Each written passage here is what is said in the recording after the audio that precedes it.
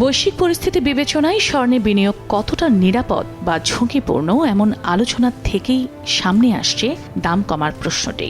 স্বর্ণের বাজারে ধারাবাহিক অস্থিরতার কারণে এ বিষয়ে সঠিক পর্যালোচনা দেয়া বেশ কঠিন বলেই দাবি করেন বিশেষজ্ঞরা। তবে হ্যাঁ, এটা সত্যি যে স্বর্ণের দাম কমতে পারে, কারণ এটি চাহিদা ও সরবরাহের ওপর নির্ভরশীল। শক্তিশালী ডলার, সুদের হার বৃদ্ধি, অর্থনৈতিক স্থিতিশীলতা এবং বিনিয়োগকারীদের মনোভাবের মতো কারণগুলো দাম কমানোর কারণ হতে পারে। যদিও দীর্ঘমেয়াদে এটি সাধারণত বাড়ে এবং 2025-26 সালেও কিছু বিশ্লেষক দাম কমার সম্ভাবনা দেখছেন, বিশেষত সাময়িক অতিরিক্ত মুনাফা তোলার কারণে।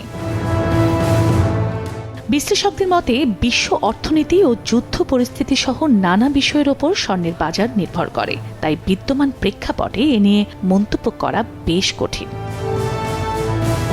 তবে অতীত অভিজ্ঞতা এবং বাজার প্রবণতা বিবেচনায় এর দাম আগামী কয়েক বছরে কমার সম্ভাবনা নেই, বরং আরও বাড়তে পারে বলে মনে করেন এ খাতের ব্যবসায়ীরা। বাজার বিশ্লেষকরাও বলছেন, মার্কিন যুক্তরাষ্ট্রের কেন্দ্রীয় ব্যাংকের সিদ্ধান্ত, ট্রাম্পের বাণিজ্য যুদ্ধ এবং বৈশ্বিক মুদ্রা হিসেবে ডলারের অবনমন সহ নানা কারণে স্বর্ণের দাম সহসা কমছে না। আর জিও পলিটিক্যাল টেনশন যদি না কমে, যুদ্ধ চলমান থাকে, আমেরিকার ট্যারিফ যুদ্ধ বন্ধ না হয়, তাহলে ইমিডিয়েট গোল্ডের দামও কমে যাবে এমন সুযোগও আসলে নেই। সম্প্রতি যুক্তরাষ্ট্রের বহুজাতিক বিনিয়োগ ব্যাংক ও আর্থিক সেবাদাতা প্রতিষ্ঠান গোল্ডম্যান স্যাক্স এক পূর্বাভাসে বলেছে, 2026 সালের ডিসেম্বরে প্রতি আউন্স স্বর্ণের দাম $4,900 পৌঁছাতে পারে, যা বর্তমানে $4,200 আশপাশে। অর্থনীতিবিদরা বলছেন, স্বর্ণের দামের সঙ্গে অনিশ্চয়তার একটা সম্পর্ক রয়েছে।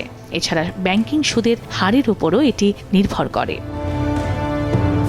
মার্কিন যুক্তরাষ্ট্রের আর্থিক স্বচ্ছতা ও বৈশ্বিক অর্থনীতিতে তাদের অবস্থানের কারণে আগে বিভিন্ন দেশের কেন্দ্রীয় ব্যাংকগুলো রিজার্ভের ক্ষেত্রে ডলারকে অনেক প্রাধান্য দিত।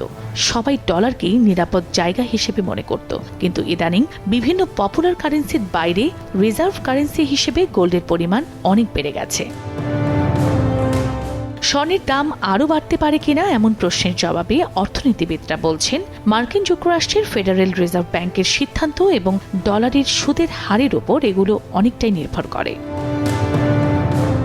বাংলাদেশে স্বর্ণের বাড়তি দাম প্রসঙ্গে এই অর্থনীতিবিদ বলেন, যেসব দেশে স্বর্ণ উৎপাদন হয় এবং সরকারিভাবে আমদানির সুযোগ রয়েছে, সেসব দেশের সঙ্গে মিল থাকবে না, এটাই স্বাভাবিক।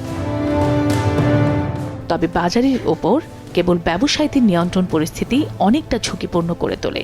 এক্ষেত্রে স্বর্ণ চোরাচালানের সুযোগও তৈরি হচ্ছে।